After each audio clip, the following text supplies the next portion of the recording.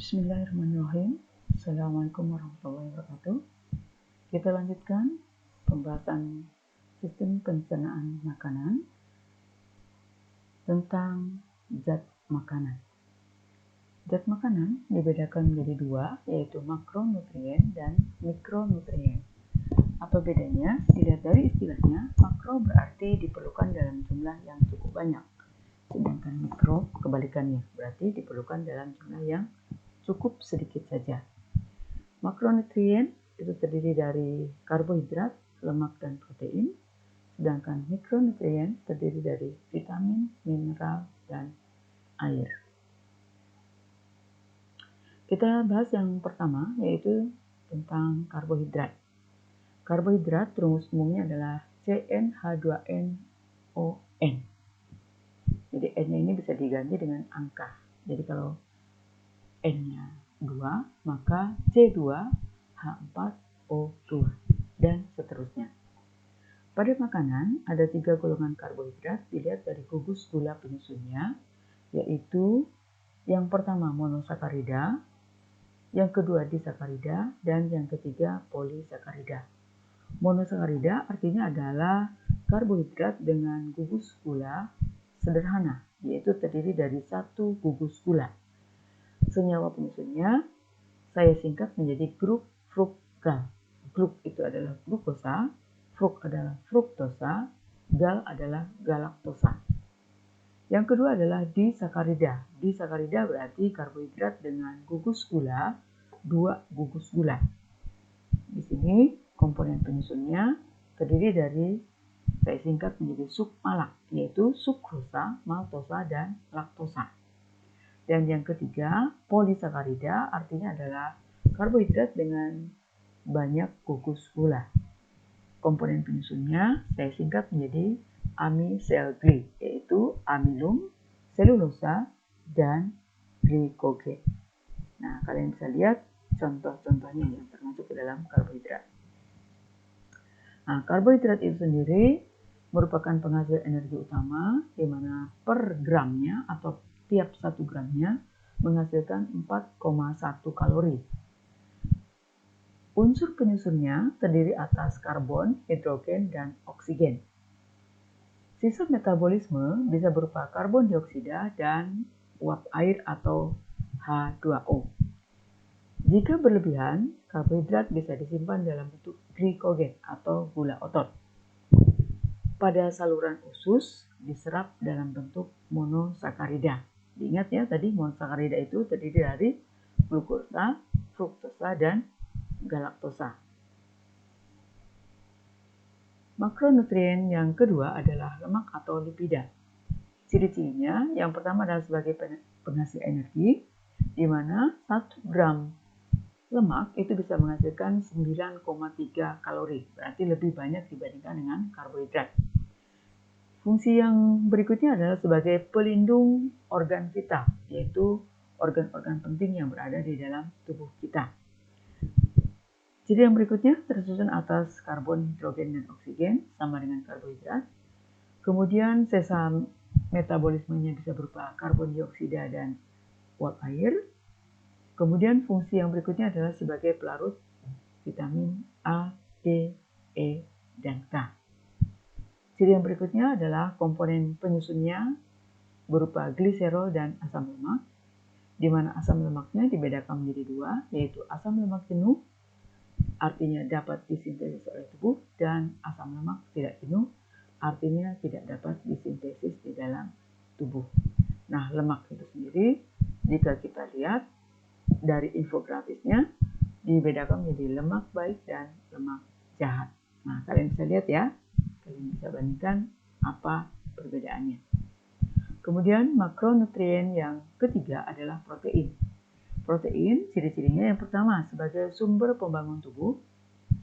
Tiap 1 gramnya menghasilkan 4,1 kalori, berarti sama dengan apa? Ya, sama dengan karbohidrat. Kemudian tersusun atas karbon, hidrogen, oksigen, dan nitrogen. Sisa metabolismenya berupa karbon dioksida, uap air, dan amonium. Jika berlebih tidak bisa disimpan, artinya kalau kita makan protein berlebih pun itu tidak dimanfaatkan oleh tubuh tetapi langsung dibuang. Komponen utama dari protein yaitu tersusun atas asam amino. Nah, asam amino dibedakan menjadi 3, ada yang disebut dengan esensial, artinya tidak dapat disintesis oleh tubuh, berarti harus didatangkan dari luar tubuh. Asam amino non esensial ini berarti dapat diproduksi oleh tubuh kita sendiri, dan asam amino semi esensial, yaitu dapat menghemat pemakaian beberapa asam amino esensial.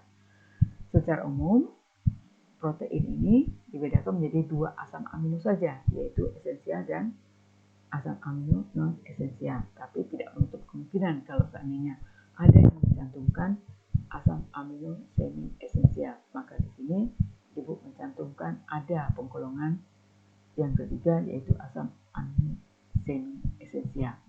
Nah, apa saja asam amino esensial, non esensial, dan semi esensial kalian bisa lihat dari tabel di bawah. Untuk menguji kemampuan kalian tentang makronutrien, ini ada soal literasi. Jadi silahkan kalian cari jawaban yang paling tepat berdasarkan infografis yang disajikan. Berikutnya yaitu tentang mikronutrien. Apa itu mikronutrien tadi? Ya, betul. Zat makanan yang diperlukan dalam jumlah sedikit. Dibedakan menjadi 3, yaitu vitamin, mineral, dan air. Kita lihat yang pertama yaitu vitamin. Vitamin dibedakan menjadi 2, yaitu vitamin yang larut dalam lemak dan vitamin yang larut dalam air. Tadi ingat fungsi lemak tadi apa? Ya, bisa melarutkan vitamin A, D, E, dan K. Nah, makanya di sini penggolongan yang pertama vitamin adalah vitamin yang larut dalam lemak, terdiri dari A, D, E, dan K.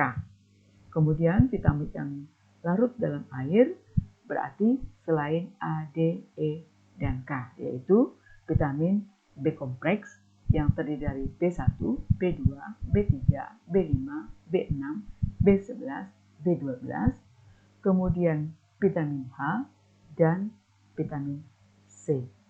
Nah, apabila kita lihat infografisnya, kalian bisa lihat huruf-huruf penyusun vitamin.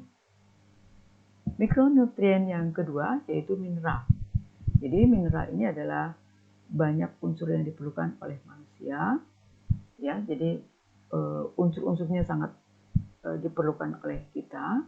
Namun secara garis besar dibedakan menjadi 2, yaitu terdiri dari makroelemen dan mikroelemen. Nah, ingat ya, ada makroelemen, ada makronutrien. Nah, sedangkan kalau mineral ini ada makroelemen dan mikroelemen. Makroelemen contohnya adalah unsur natrium, kalsium, kalium, fosfor, magnesium, dan belerang. Sedangkan mikroelemen contohnya adalah unsur besi, fluor, yodium, zinc, tembaga, selenium, krom, molybdenum, kobalt, dan mangan. Nah, semua unsur-unsur tersebut itu sangat diperlukan oleh tubuh walaupun jumlahnya tidak begitu banyak. Yang berikutnya adalah air. Ya, mikronutrien yang ketiga adalah air, di mana berdasarkan informasi yang saya dapat bahwa lebih dari 70% tubuh manusia itu tersusun atas air, karena air berperan dalam berbagai proses di dalam tubuh, baik proses pencernaan maupun dalam reaksi-reaksi kimia, yaitu sebagai pelarut.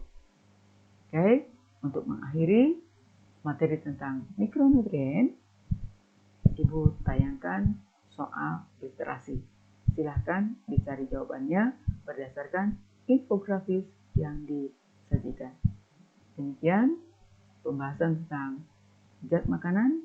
Sampai jumpa pada materi berikutnya.